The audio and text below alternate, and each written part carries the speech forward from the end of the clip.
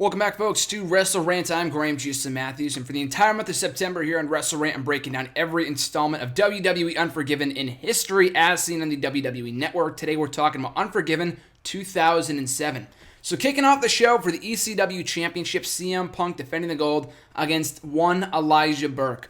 Now, I've heard a lot of rumors. Now, I started watching wrestling only a couple months after removed from this pay-per-view in April of 2008. I was not around for the series of matches that Punk and Elijah Burke had over the course of 2007, whether it was at Judgment Day, Unforgiven, during the summer, during the ECW New Breed thing, whatever. I was not around for that. But watching their matches back, and you would think, I've heard a lot of stories about how bad their chemistry was. Punk himself has gone on the record and saying in past interviews, Elijah Burke was just sucked to work with. Maybe it was just because they didn't have any chemistry. I'm sure that was one part of it. Another part may have been because Elijah Burke was a dick backstage or took too many liberties. I have no idea. But regardless, Punk looks at him as one of his worst opponents of all time. Watching their matches back, it didn't really seem like their matches are too bad. Maybe in comparison to Punk's other matches that he had over the course of his career, Punk didn't have a lot of stinkers over the course of his WWE stint. Maybe that's it. I don't know. This match wasn't too bad.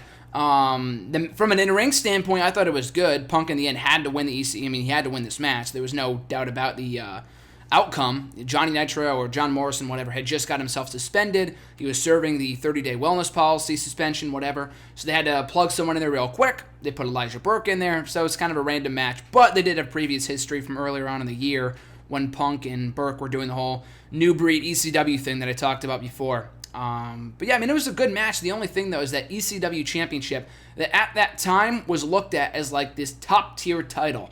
It was on the same level, or at least in WWE's eyes, as the World Heavyweight Championship, the WWE Championship. Then why would you open the show with it? I'm not surprised, given what ECW's fate would end up being. But, just at that period in time, though, I'm not shocked that probably people looked at that saying, why? Why have the ECW title match kick off the show when you had the World Heavyweight and WWE title matches later on? So that was a bit weird. Fine match, though. I didn't really hate it as many other people did. I thought it was good. Just Punk winning with an inside roll-up or the cradle or the roll-up, whatever it was a little bit unnecessary. Unless they didn't continue the feud, unless they had a rematch in ECW, the next pay-per-view saw Punk face Big Daddy V, of all people, which was way worse. You want to talk about bad Punk matches? That was one of them. But yeah, I thought this match wasn't really all that terrible, just kind of a questionable finish with Punk should have won, just the roll-up thing or the inside cradle, whatever it was a bit surprising. So after that, for the WWE Tag Team titles, we had Matt Hardy and MVP defending the gold against Deuce and Domino. Only shortly before this did Matt Hardy and MVP dethrone Deuce and Domino as the WWE Tag Team Champions. This was around the time that Hardy and MVP were feuding over the U.S. Championship. They put their differences aside. Teddy Long put them as partners in a tag team title match. They won, and they reigned as champions for a couple of months, from September to November, I think it was. So a good match. It really, again, the ending outcome was never really in doubt, Deuce and Domino. Maybe some people thought they would have a short-lived reign as tag team champions, but Hardy and MVP had some of the best segments and matches from 07 to 08. Hardy got injured for a while in the early part of 2008, but they kicked it off.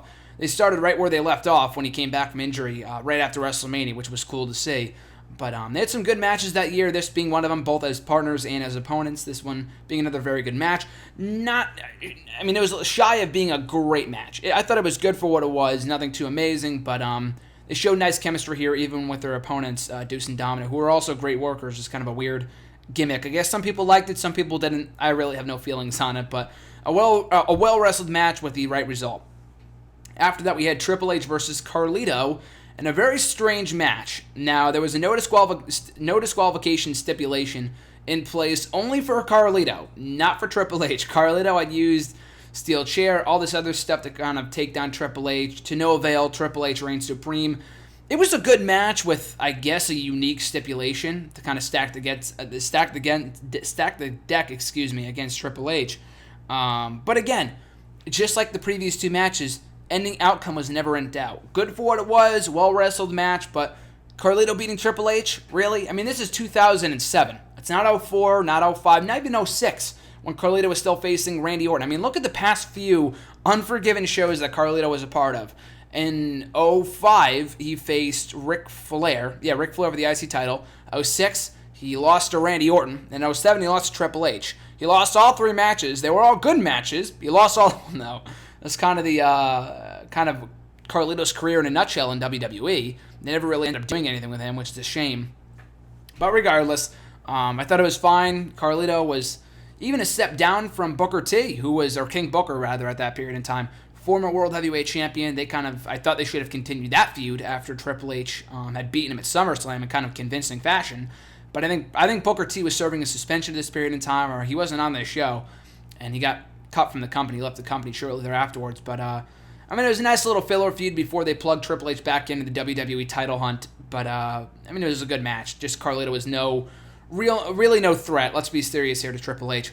After that, for the Women's Championship, we had Candice Michelle versus Beth Phoenix. Very good match, an above-average women's match for this period of time, when it was basically just Mickie James and everyone else. That's pretty much what the division was. And Melina, too, who would also come a long way in the ring as a singles performer.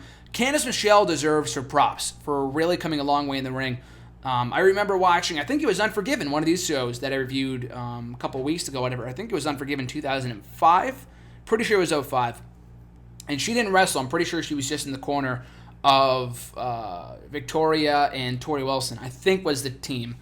And she didn't wrestle, but she was so bad as a wrestler back in 2005 and 2006. She was fresh off the Diva Search. And why would she put any effort into getting better? A lot of the other divas didn't, both before her and after her. Both, former Diva Search contestants. Not to stereotype them, but the WWE hired a lot of models that didn't give a shit about their in-ring ability. And when WWE doesn't want them to improve, they don't care about their in-ring ability, and they only care about their looks, then they're never going to get better. And Candice Michelle, to her credit, wanted to get better. She came a long way, wasn't the greatest in-ring worker of all time, but she improved immensely from one time in Unforgiven 2005 to another 2 years later, Unforgiven 2007, when she's having a pretty good match with Beth Phoenix, who also is a very good worker. She was also kind of improving. She had just come up from OVW. I don't think it was detrimental to Beth to lose this match. Like I would say in my Night of Champions 2011 review, when she lost that match in her hometown, that was what really killed her momentum. Keeping the heel in chase mode is kind of the ass backwards, I guess, so to speak. I guess it really should be the other way around. And Beth would beat her for the belt at No Mercy. But also, Candice Michelle deserved a decent reign as champion after coming so far and being a good worker. So she deserved a decent reign. I think Beth Phoenix, she didn't really suffer from that at all. Suffering from this loss, I don't think it was really an issue for her. She would win the title anyway and go on to have a pretty lengthy reign as women's champion from October of 2007 to April of the following year. So a good match from the women there. After that, for the World Heavyweight Championship, we had Batista taking on Rey Mysterio and the World Heavyweight Champion at that time. The Great Khali triple threat match. Essentially exactly what you would think it would be. Rey Mysterio just does not... He just keeps on getting fucked over in world title matches. I mean, look at WrestleMania 22, which they talked about here. And Rey Mysterio was also kind of randomly plugged into the World Heavyweight title picture. He had just gotten done with his feud with Chavo. And I guess those wins over Chavo kind of qualified him for a World Heavyweight title run, which is understandable.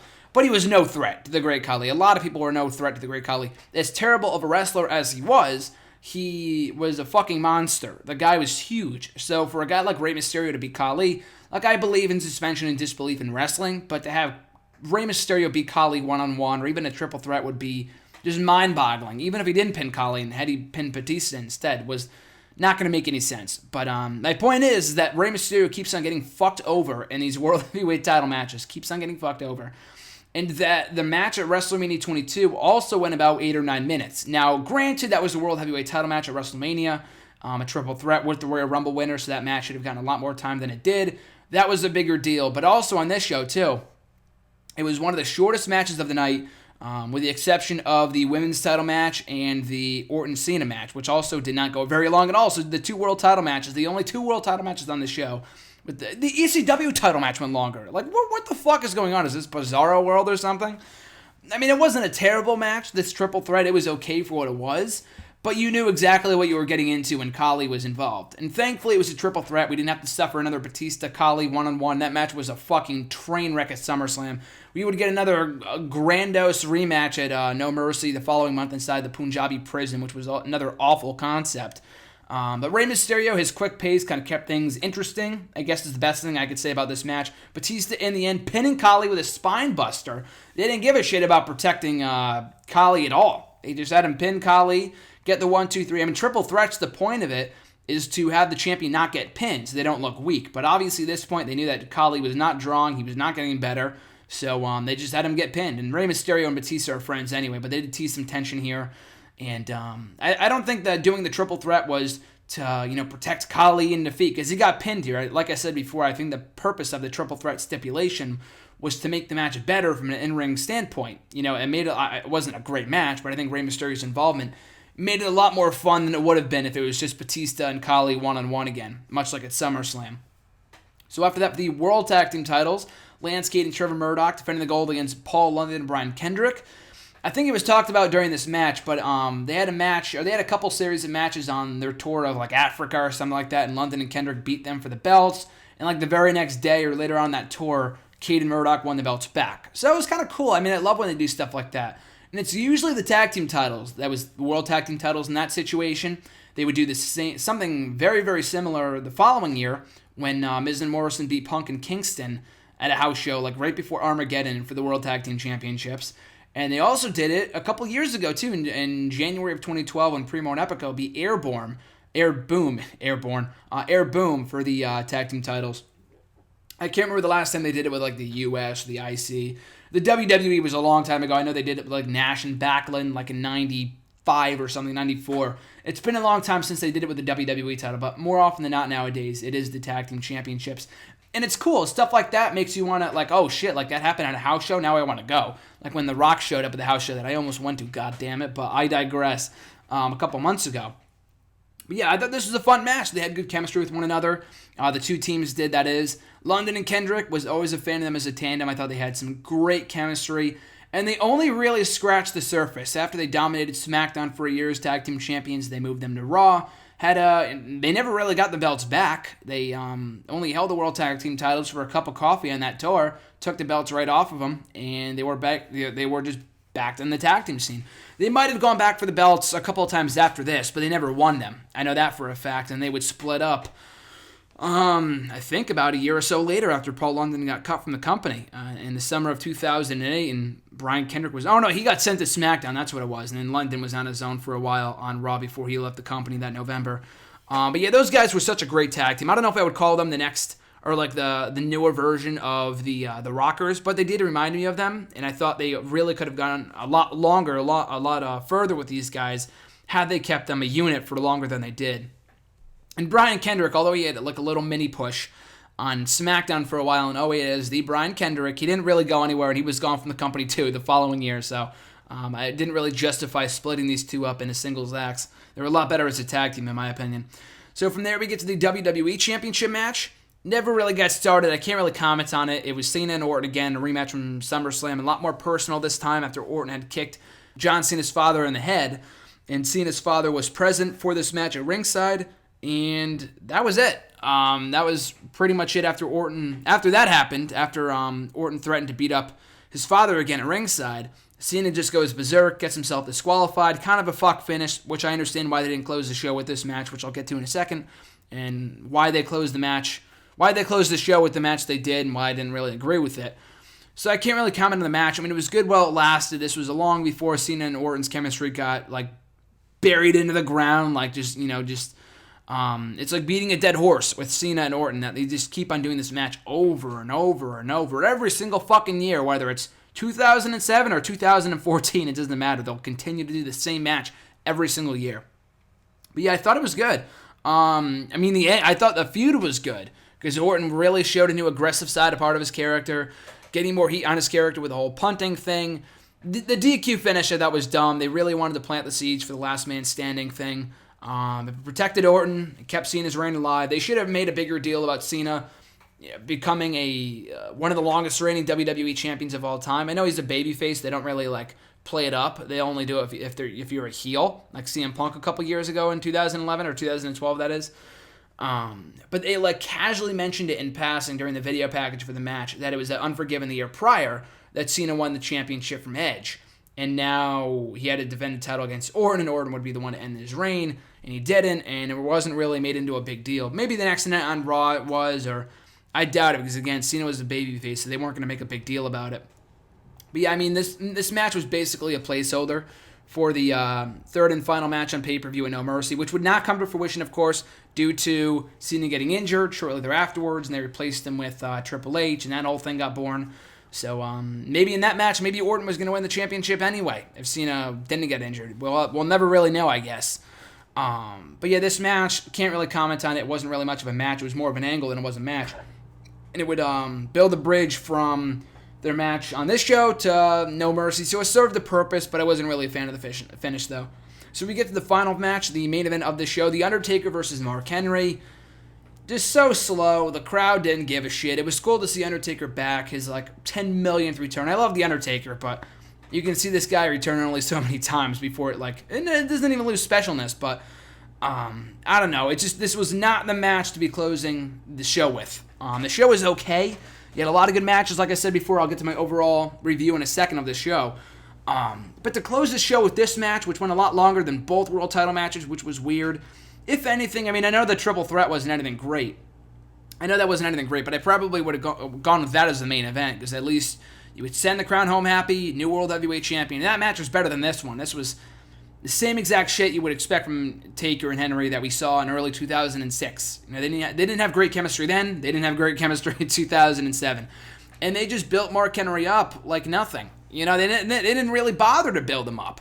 They would do the whole build with Undertaker playing mind games going into the event. Taker beats him, and that's it. Henry went nowhere after that. He was a nobody until he had a run with the ECW title for a cup of coffee in 08, but after that, they didn't do anything with him until his Hall of Fame run 3 years after that. But anyway, where was he at SummerSlam? Where was Mark Henry at SummerSlam? Answer, he wasn't there. He wasn't even at the show.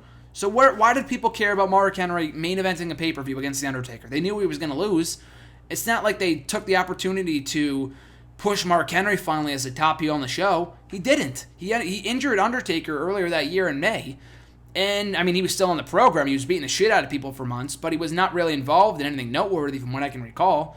He wasn't at Night of Champions or Vengeance or whatever the hell you want to call it. He might have been a Great American Bash. I don't think so. I don't think he was there. And he definitely wasn't at SummerSlam. So what the hell was the point? Taker just comes back, beats the shit out of him, and that was it. Undertaker wins, LOL. But that closed off Unforgiven 2007. So on the whole, I thought it was a good show. Wasn't terrible, not as bad as some other Unforgiven shows. Not as good as 06, which I thought was phenomenal. The main events on the show really left a lot to be desired. Batista, Mysterio, and Khali, they worked with what they could. They made the best of what they worked with Khali being involved, and they had a decent match. The Orton-Cena match was kind of disappointing. I was expecting more, but again, it kind of served as a placeholder for the next pay-per-view. But for this show, though, it didn't really live up to expectations. Taker and Henry, poop match. I don't know why they even bothered to put that in the main event. And everything else was good. This was mostly like Night of Champions, a rehash of Night of Champions. The only title that wasn't defended, let's see here, was the Intercontinental Championship. And I think the Cruiserweight division, or the Cruiserweight title was already gone by that point. I think it was already vacated and retired by September of 2007 after Hornswoggle won it. It had some good matches. The Punk and Burke I thought was decent, not well worth going every way to see. The two tag team title matches that I thought were good. The women's title match was one of the better matches of the night. Triple H and Carlito was fine. But on the whole, though, really not worth watching the show that is. If you want to watch one match, maybe the World Heavyweight title match. It's kind of short and sweet, and Batista, the moment of him winning back the World Heavyweight Championship is a cool moment. But other than that, though, the show wasn't really anything special. I would skip over Unforgiven 08, kind of a better show. I'll be reviewing that tomorrow here on the channel. But in the meantime, in between time, you guys can catch me on Twitter at WrestleRant. Follow me there, and find me on Facebook at facebook.com/grim.gsm.matthews. Visit the website at nextairawrestling.net for full reviews of Raw, SmackDown, Main Event Superstars, NXT, Impact Wrestling, Lucha Underground when it comes back, Ring of Honor, and everything else in between. And I think that about does it. So like I said earlier, I'll be back tomorrow with my full review of WWE Unforgiven 2008. Till then, guys, have a great rest of your weekend. I'm Graham G. Matthews, and I'll catch you guys down the road.